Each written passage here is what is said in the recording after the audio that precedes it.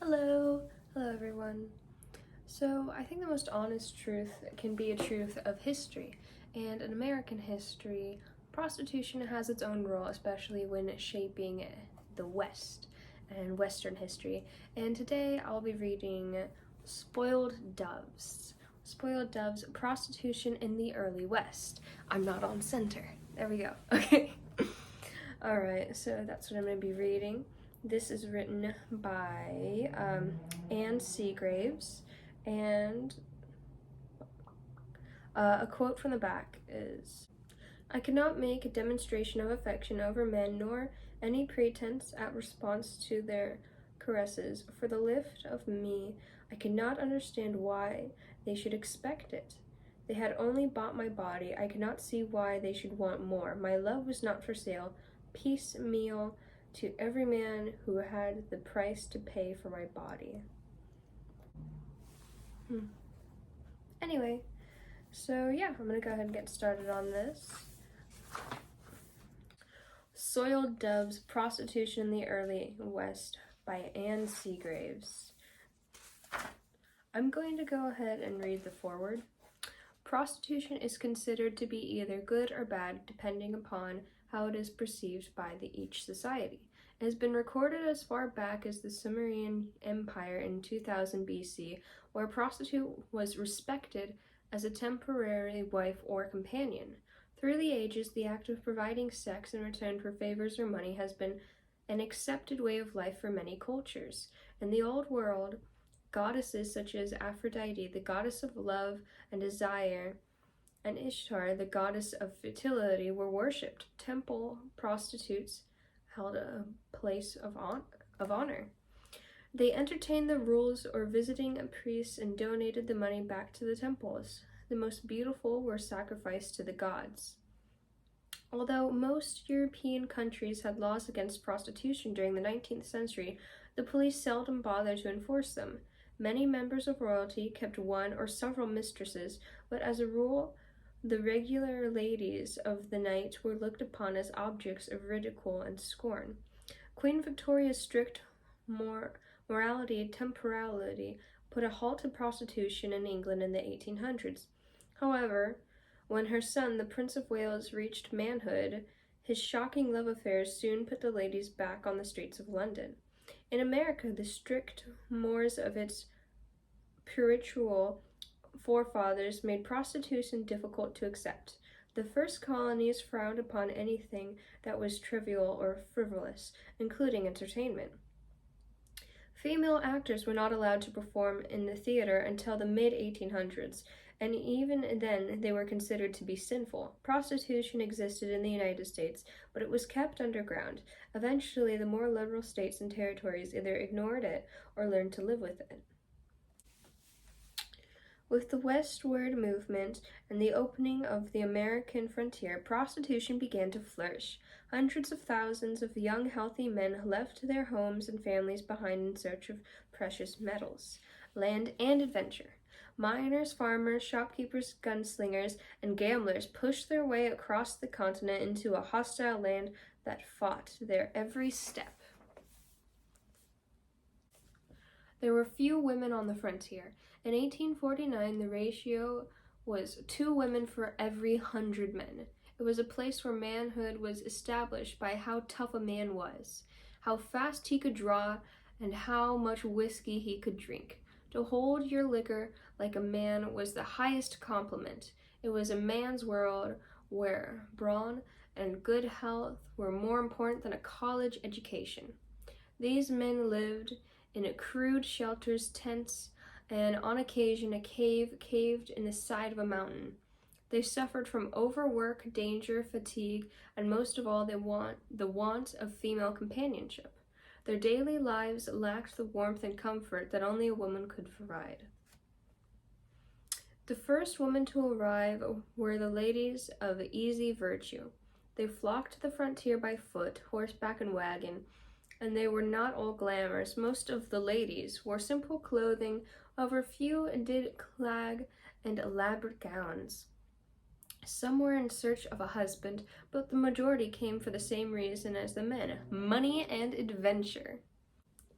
These ladies elicited a great deal of excitement among the men. They moved into the available shacks and cabins and went to work at what they did best. The fancy ladies began providing a multitude of services that filled the needs of the young men as well as the older ones. They entertained, owned, or worked in the gaudy saloons, acted as dancing partners in the hurdy-gurdy houses, and provided sexual favors for a price. The red light district in which the women lived became the social center of the community. Whiskey, prostitution, and gambling blended together. Men came to town on payday to spend their hard-earned money, and the women were eager to accept it. These fallen women, however, supplied more than pleasures of the flesh. Many were kind-hearted and provided companionship to the lonely men.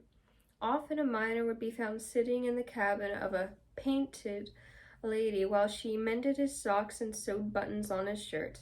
When the men became ill or were injured, these ladies would nurse them back to health. The mere presence of the gentle sex had a soothing effect upon the predominantly male society. One Montana miner said, quote, "Many's the miner who'd never wash his face or comb his hair if it wasn't for thinking of the sportin' girls he might meet in the saloons," end quote. A young man in California expressed his need for a woman in a different way. After spending $150 for new clothing, which he couldn't afford, he traveled over 100 miles just to see a French woman who was dealing 21. The sound of her voice was so exciting that he later wrote in his diary, quote, "She's got a voice like music, and just her speaking to me in that way put me all in a flutter," end quote. By the mid-1850s, respectable women were beginning to arrive in the frontier. They traveled the prairies, endured hardships, and fought hostile Indians. This book was written in, I believe either the 1990s or 1980s. In modern day, we consider people of that culture indigenous, so when it says Indians, I might just go ahead and switch it with indigenous people.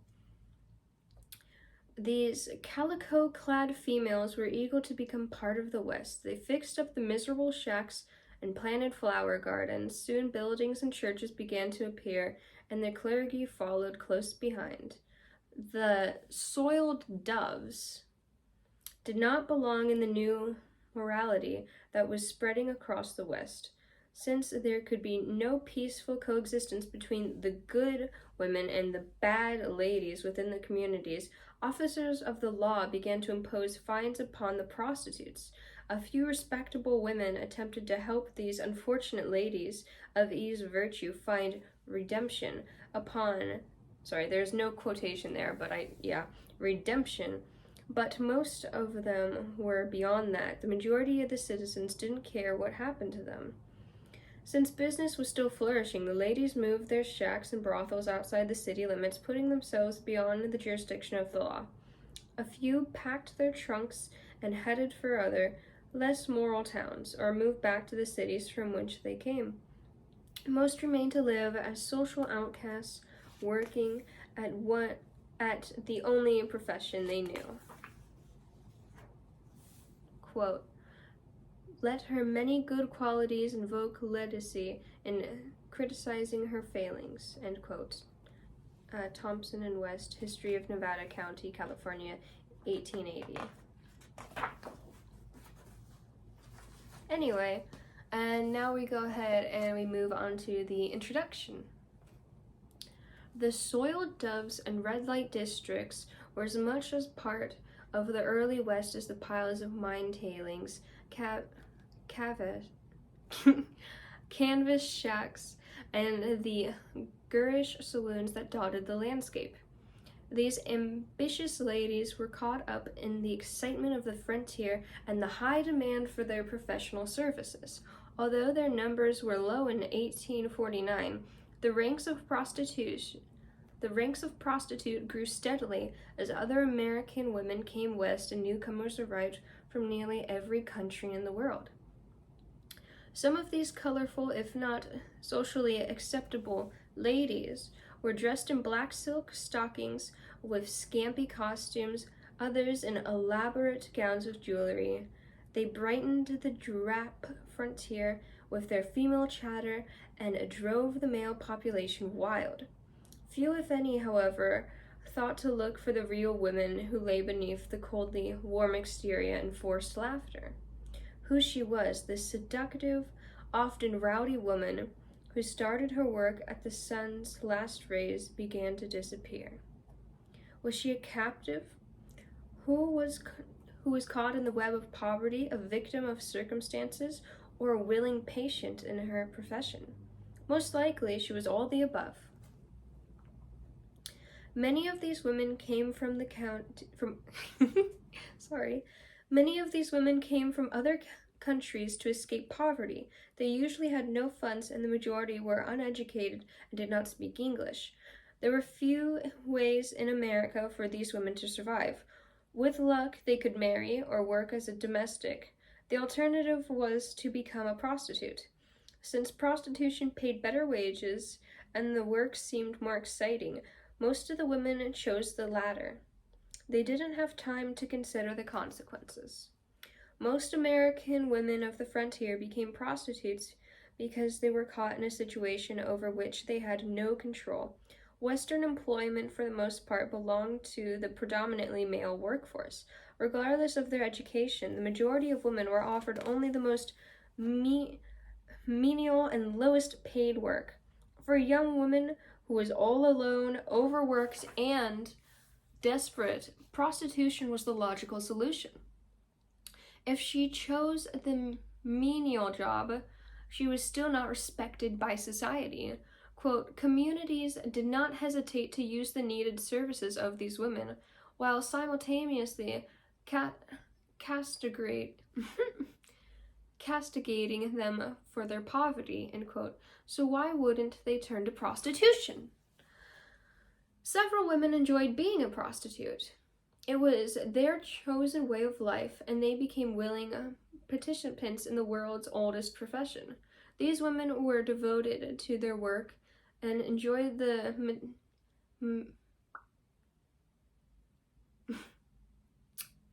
material benefits and freedom they thought it offered. Unfortunately, their dreams of wealth seldom became reality. Most ended up in the gutter with a sick, abused body. Almost all prostitutes had unsavory reputations in the West. However, there were many kind, generous ladies of easy virtue. These women spread a silken web of good deeds that sparked in the wilderness. They contributed to the local charities, hospitals, and churches, and were the first to lend a hand during a disaster, or often assistance to the survivors. During a flu epidemic in Saltris, Montana, a local madame had her girls go into town and help take care of the ill. The girls were willing, and many lives were saved because of their tender care.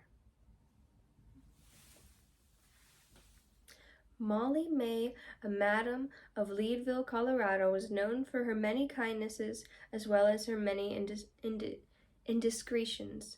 When one of the local children was orphaned, she faced the outrage of the proper citizens and adopted the child. When Molly died, she left enough funds to see the child was cared for. The soiled doves were good for the Western economy and helped support the community. They spent their money locally, buying fancy clothing, expensive wines, and ordinary jewelry. These women paid for business license, were required in fines when they were arrested for breaking the law. The lawmen and ladies usually lived in harmony. There were seldom any special accommodations for women in the jails, so they learned to coexist. It was easier on the taxpayer. When historians recognize the businessmen of the early West, they often overlook the other entrepreneurs, wealthy madames like Josephine Halsey, Victoria Baldwin, and Mattie Silks.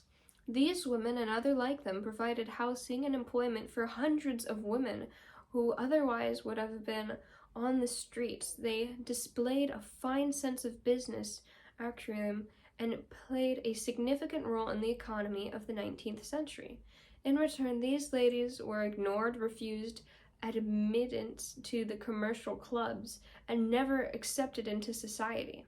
They were even denied the protection of the law due to the nature of their business. Although she was socially unacceptable, the Western prostitute blended into the fabric of the frontier with an easy familiarity. This book brings to life the early West and the colorful ladies of ill reputation who helped to tame the otherwise uncivilized land.